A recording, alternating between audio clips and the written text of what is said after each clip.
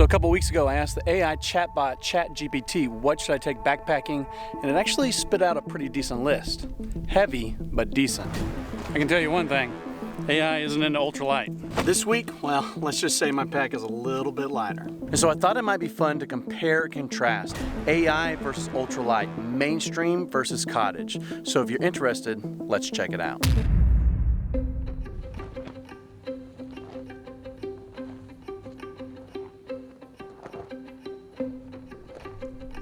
Now, I should probably clarify that even though the AI had nothing to do with what I packed today, I didn't exactly get to pick this stuff myself.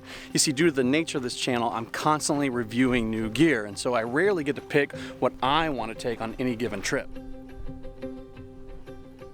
That being said, I do like a lighter pack, but I wouldn't consider myself a die-hard ultralight. I like lighter backpacks and tents, but I also like to be comfortable, and so I'm willing to carry heavier, bulkier items like chairs and plush sleep systems if it means I'm going to be more comfortable. So even though my loadout is considerably lighter than what the AI picked out for me, I don't think you'll find it's any less comfortable. In fact, you may even think that it's a little bit more comfortable because I'm not going to be as fatigued at the end of the day due to all that weight that I'm carrying.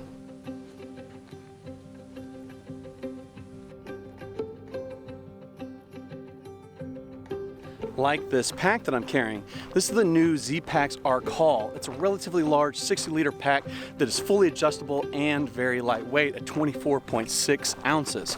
Compare that to what the AI picked out for me, the Osprey Aether 55, and it's a difference of almost 4 pounds. Now this tent I really am excited about. This is the Tarp Tent Dipole LI 2-person tent that is a Dyneema tent and weighs just 27 ounces, well under 2 pounds. And if you watch this channel very much at all, then you know why I'm excited about this tent, because look at that. 50 inches wide, 2 wide pads. It's the tent that I've been searching for, but more on that in a future video. But for now, compare that to the Big Agnes copper spur that the AI picked out, which cannot accommodate 2 wide pads and is almost a pound heavier, and it almost feels like this is no contest.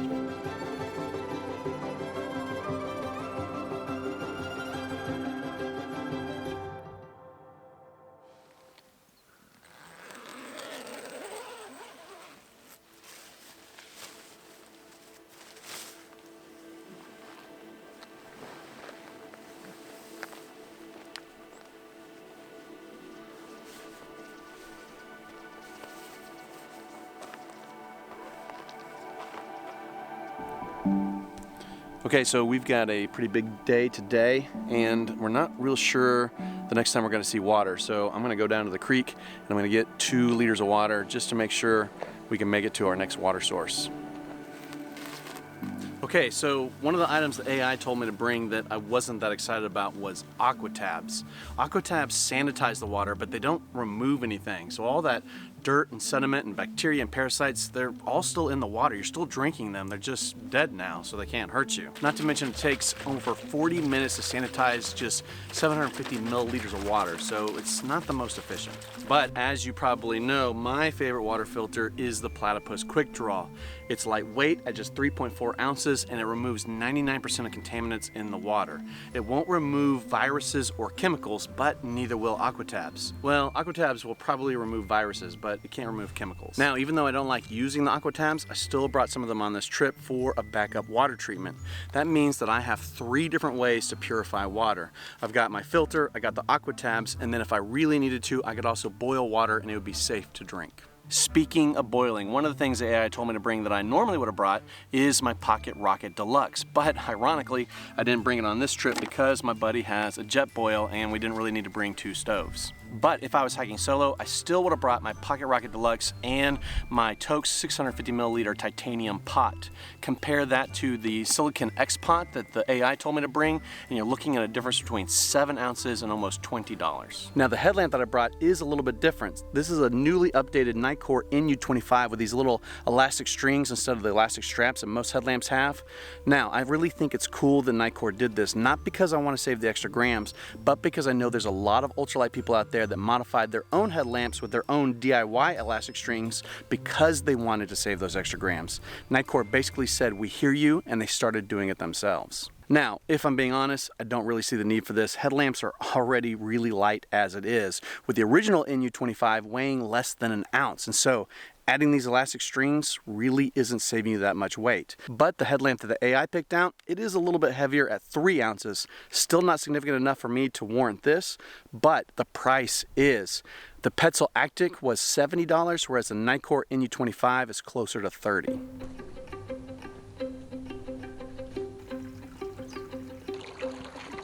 One of the things you'll notice is a lot of the gear on the loadout today is from small cottage brands. If you like supporting small companies, you really need to go check out Garage Grown Gear. Garage Grown Gear specializes in small, hard to find brands that you can't find anywhere else. Some of the brands they carry are literally making this gear in their garage, which is where the name comes from. But they also have a lot of the gear that you would expect from a retailer that specializes solely in backpacking gear. So if you like backpacking and you like small companies, you really need to go check out Garage Grown Gear at garagegrowngear.com or through the link in the description.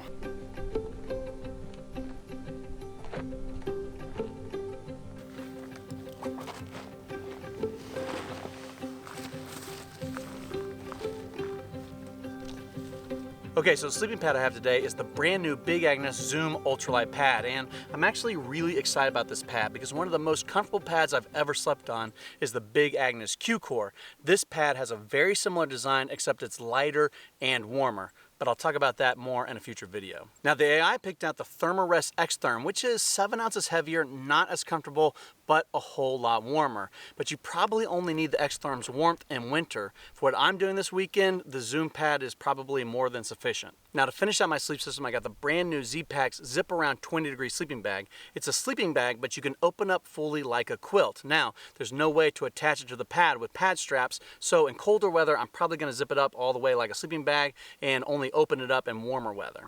Even though the Z-Packs bag is nice, it's not as nice as the Western Mountaineering bag, but you're gonna pay $130 more for the Western Mountaineering bag, so only you can decide if it's worth it. Now for the difference in weight. The AI base weight, including only the items the AI picked out for me, came out to 13.5 pounds, and then I added another 5 pounds worth of stuff the AI didn't tell me to bring, but I felt like I needed to. Compare that to the ultralight counterparts, and it comes out to only 6.4 pounds. Add in the extra same miscellaneous items that I took from the AI trip, and it's a total of 11.4 pounds. That's a difference of 7 pounds. But here is the real kicker. How much will you pay for those 7 pounds? You may be surprised, but the ultralight loadout only costs $166 more than the AI loadout. $166 to save 7 pounds. And I still have a comfortable sleep system with a proper pillow and a cushy pad. I still have a chair, a proper water filter, safety items, all the stuff, but 7 pounds lighter. So the question is, at the end of the day, do you really want to carry an extra 7 pounds? Or can you save that weight with less fatigue, less energy, less wear and tear on your body? Only you can decide. If you're interested in making your pack a little bit lighter, I recommend you watch this ultralight makeover video right here. Like, subscribe, and do all those other things. And as always, thanks for watching. Like a pro.